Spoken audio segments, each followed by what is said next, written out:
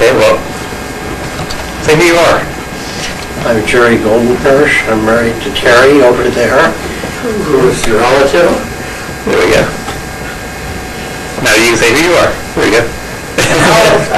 And how are you a Freund? Double Freund. You're double Freund. I'm a descendant of Anna Freund and Leah Freund. A double dipper, huh? Double dipper. That's great. And where do you live? I live in Belleville, Illinois. Yes. Grew up in the St. Louis area, though. Good. And your parents' names? My parents were Leon Jacobson and his wife Edith. So I'm related through my father. Okay. And then, did you know this part of the family, or? I knew certain sections of it, but not all of them. Now, the people that I knew, I think were mostly deceased at this point. I knew the Loebners, the five children who never married, the Nellie. Well, there's still a lot of Loebners that are still alive. Right, I met Lewis once, I don't think I've been in contact with him in a while. Buddy Loebner, do you know him? We talked about that. Yeah. Because remember the five that lived in South St. Louis, the brother's name was Isaac. Remember we talked about that? And I told you his nickname was Buddy? 5 years after I... Yeah, but that's not the one. That's not the same one? No, Buddy is the one that has the auto parts store on Easton. And I don't know him. Which is now Martin Luther King. Okay. You didn't happen to see the article. Did any of you see the article about him and his black partner? Yes. It was in the paper a couple of months ago. And has he come to reunions? No, I don't think he can. But he was very instrumental in our discovering the information about the ancestors and where they came from. This is an interesting story. I told you the story today about how he gave me these papers. Repeat it. Okay. So he gave me these papers, and he pulled them out of a cigar box, and he said, well, here's some old stuff that was given to me by my parents. Take a look at it sometime, and maybe this will be useful for you. So I didn't read it right away, but one night I'm in bed, 11:30 at night, I'm reading through this stuff. It turns out these are translations of the exit papers of the generation of the people who came from Bohemia. And so not only does it have their names, it has their places of birth, it has their dates of birth, but it also has their parents' names, which we never knew before. So here it is, 11:30 at night, I'm reading this stuff, and I say, my God, I felt like I was Kunta Kinte, over in Africa. So I call up my mother, 11:30, I woke her up, and I said, we know the name now of that ancestor that came supposedly on the tree from Austria. He wasn't from Austria, he was from Bohemia, which was the Austro-Hungarian Empire. And so that's how we found out the name of that generation and where he was born and who his wife was and what year he was born in and all that stuff. It was all on the exit papers. He had it all. And he had it there. It was in a cigar box or a shoebox, for years. And that's the part that Buddy Loebner played in opening that field of information for us. And then once we found out that, then we were able to find out about his brother, Label's brother, Shmuel, Samuel, the rabbi. And then through reading about the rabbi, we found out the rabbi's father's name. And we figured, well, since these two guys are brothers, the father of this one must be the same father of that one. And that's how we found out that other generation of Zachar Bear Freund. End of story. Now say who you are. I am Andy Schwartz, and my mother is Ellen J. Freund Schwartz. And so let's see, my great-grandfather was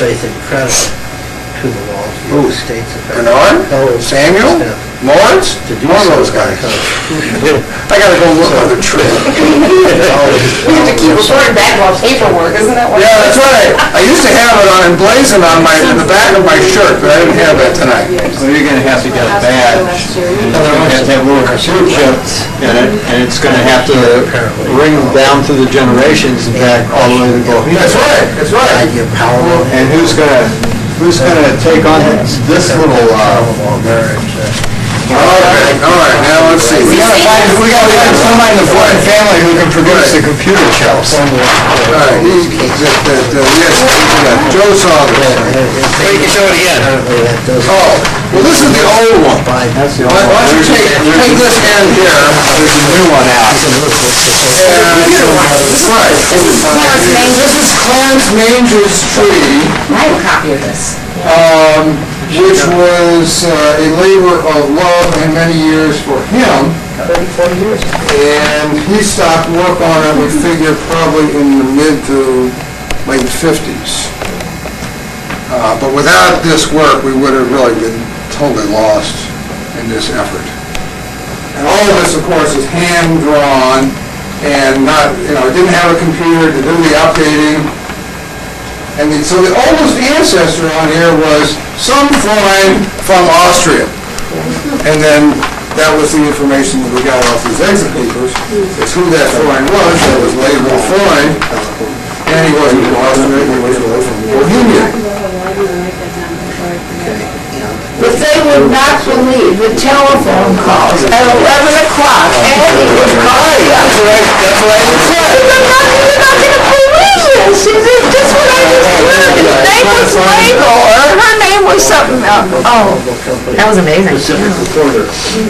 Now, the question is, wasn't her wife's name Eisman?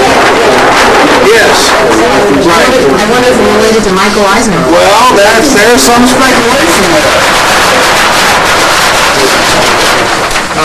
Somebody wrote him. Didn't he write Michael Eisman and ask him? I'll tell you what.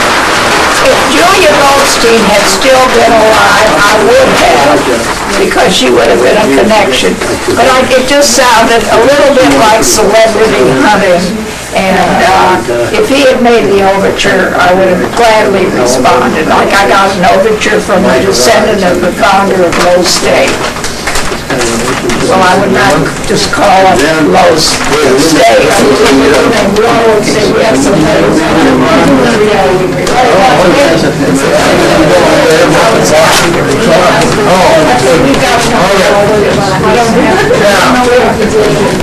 Now, this is the newer one. Oh my gosh, This is, well, if you had been in the reunion, you would have seen this. you've been finding it. This is the newer one. This is an update from from 5 years ago? Well, no, this is the one, this is the physical one from 5 years ago. It's not on here. It was on the wall, it went all the way around the room. Oh my All goodness. right, there you go, there's the whole thing. And we will reprint this Jerry, this is, look at this.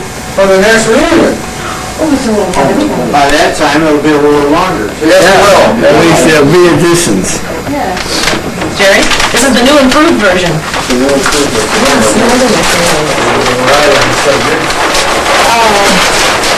Does anybody ever hear from Rick's daughter? She was on the original one. Well, Last name was Rick. he's going to take the She lived in Atlanta. Sue Howard's got it. The survey. The results of the, I have it. No, the new one that's going out in the newsletter, which is 3/4 done and still on her computer. We're waiting for that to go out, and as soon as we get the results, we can decide what to do from there. I see. No, but she gave me the updates on the survey, and that's on the new post there. I'm gonna put that into the computer. Who has the letters from Madison? I have a letter from Michael. Where is that?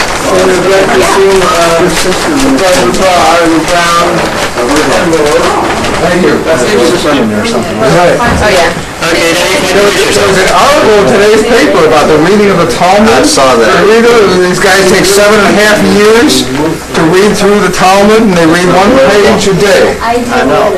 How long is that thing? I've never read 20 books. We're sitting there and analyzing each page. How long is it? Well, it takes 7.5 sounds That's how long it is. They stop and they talk and they pray, and that's why they Well, They yeah, analyze. they didn't say how long they take every day. There's all that stuff in the signs that you read, right? Right, and some of those people got jobs doing other things, I think. Now, I have one question to pose to everybody.